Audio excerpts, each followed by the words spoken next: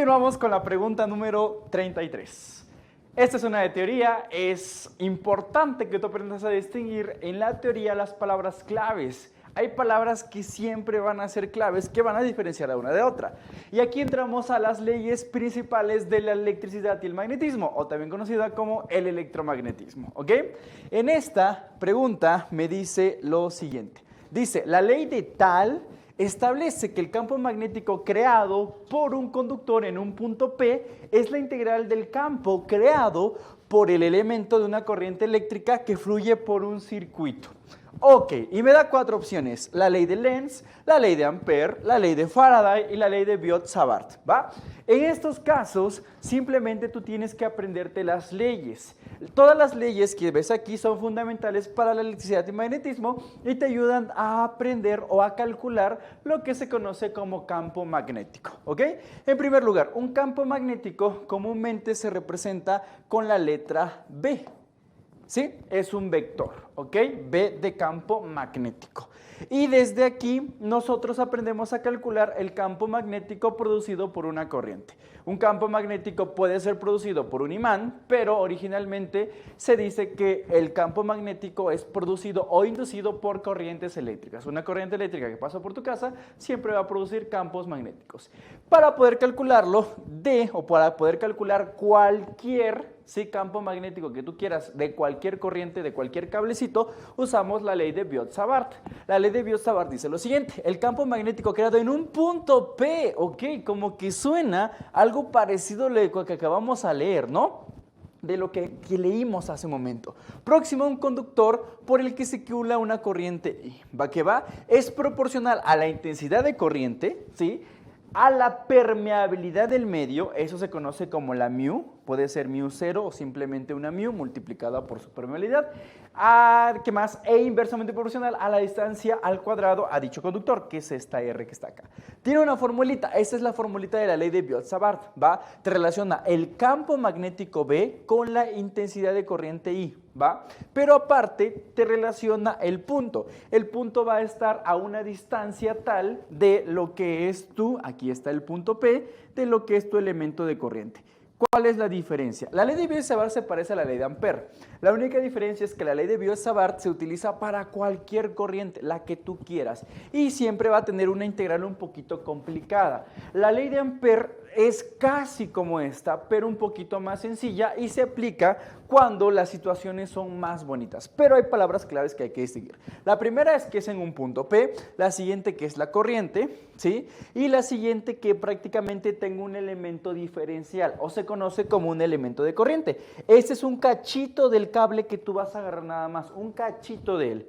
Eso es lo importante de la ley de Biot-Savart. Y esto siempre lo voy a analizar bajo un punto P. Y vamos a tener siempre un vector unitario. Este es un R con una gorrita. Esta gorrita que ves acá es un vector unitario. Y siempre va a ser la ley de Biot-Savart, ¿va? Y aquí siempre vamos a tener esta. O sea, es una integral, pero medio rara, medio extraña. ¿Qué onda? ¿Qué es eso? Y aparte aparece la distancia al cuadrado. Esa es otra cosa que vamos a distinguir, ¿va? La corriente, el punto y la distancia al cuadrado. Siempre. Pero la ley de Ampère me habla de casi lo mismo.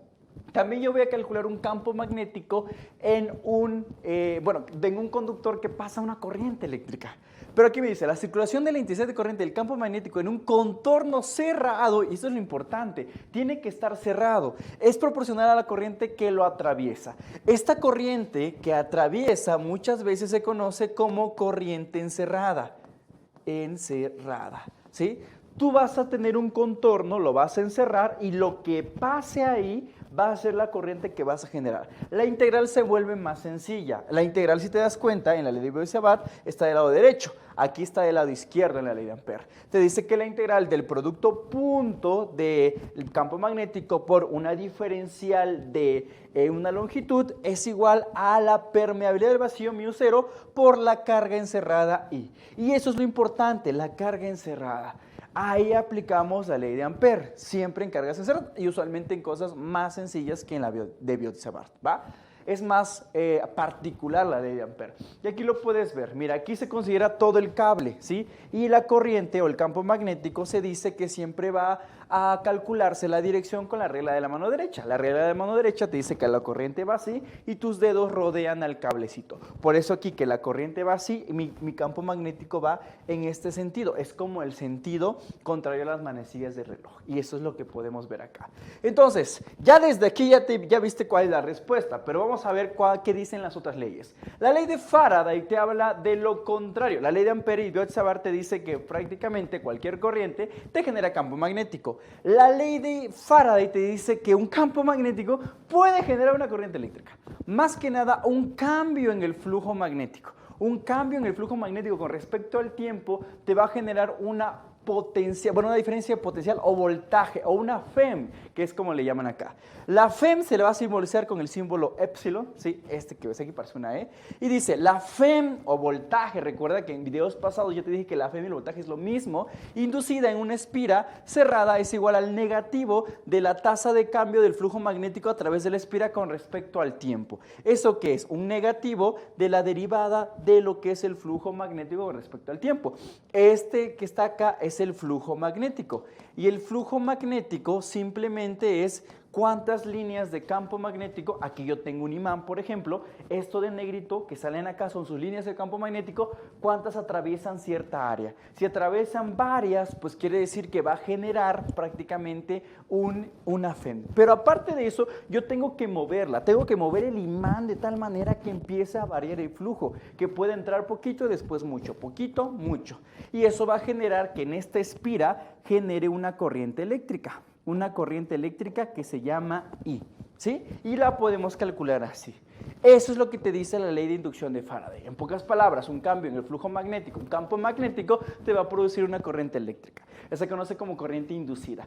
Sin embargo, tenemos la última y ese es el punto culmine, la ley de Lenz. La ley de Lenz te dice, sí es cierto, pero cuando la ley de Faraday, bueno, la ley de Lenz y la de Faraday van juntas, se mueven juntas siempre, te dice que la dirección de cualquier efecto de la inducción magnética es la que se opone a la causa del efecto. ¿Qué? ¿Qué es eso? Bueno, aquí siempre, si te das cuenta, Faraday y Lenz te hablan de inducciones. FEM inducida es algo clave para lo que es Faraday, FEM inducida.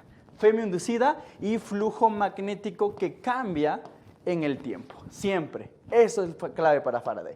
Y para Lenz es que eso se va a oponer, se opone a la causa del efecto. ¿A quién? A la inducción magnética. ¿Eso qué significa? Mira, Faraday me dijo que cuando yo muevo un imán, ¿sí? Al mover este imán produce una corriente eléctrica. Y mira, aquí está representado con el rosita. Sin embargo, esta corriente eléctrica recuerda lo que dijo Ampère. Ampère dijo, en la ley de Biot-Savart también vimos que la corriente produce un campo. Este campo produce una corriente y esa corriente producida produce otro campo.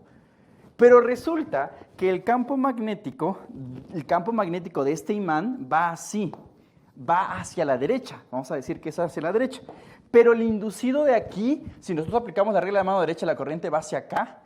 Este va a ir en contra del campo magnético que lo induce. Este es el campo inducido. ¿Ve? Va a la izquierda. Entonces se opone a que sea creado. Está bien raro, ¿no? Pero esto también se conoce como el principio de conservación de la energía. La ley de Lenz es el resultado del principio de conservación de la energía. Pero ahora aquí lo tenemos. Entonces recuerda, inducido, si tú ves inducciones, siempre eso, Faraday o Lenz, ¿va?